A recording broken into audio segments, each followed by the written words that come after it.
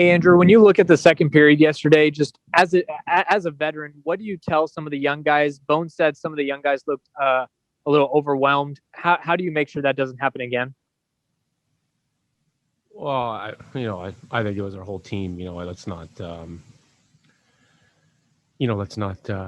blame any of the young guys. Our line was out there for the second goal again, so um, which is a veteran line and a line that shouldn't be giving goals up with that time in the period. So, um, there's no one to blame. I think it was a combination of a lot of mistakes and a lot of just things that don't make our team successful and never have.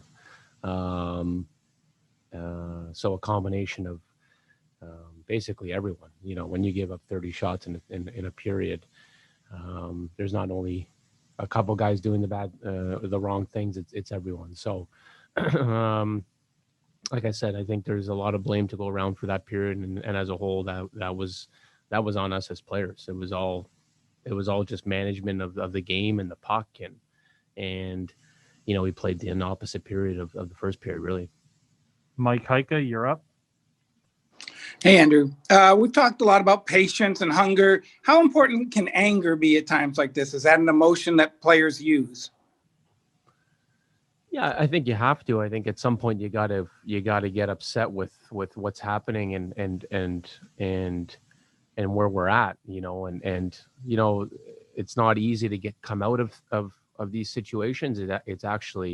It's really tough. It's a lot of hard work, and it's really mental toughness to get out of things that have been happening in games, and what's been happening as of late. And it's basically, like I said, it's mentally being able to commit yourself to doing the right things, and focusing on details, and the game plan, and really competing and outworking out the team, the next team. So, and that's hard work. That's not easy to do. You're not going to win a game and feel good about yourself if we continue to just hope sometimes, and play the right way at periods of the game. It's going to take a full 60-minute effort of mentally being in the right place, detail and execution wise, and compete wise, and usually when you do that, you win and you feel really good about yourself, and then it starts going the other way for you. Owen Newkirk, go ahead. Hi, Andrew.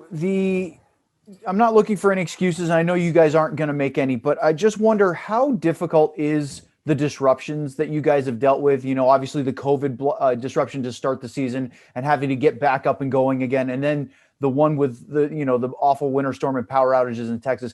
It has to be challenging for a team to try to keep the rhythm going.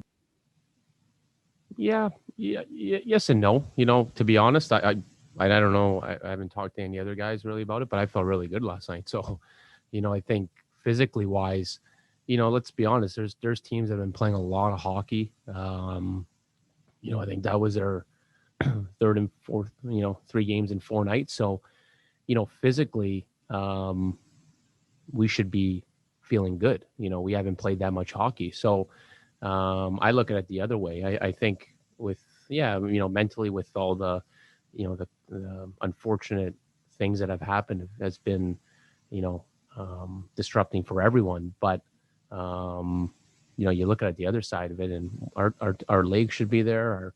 Our focus should be there, because we haven't been playing a lot of hockey. So, no excuses. We should be ready to go.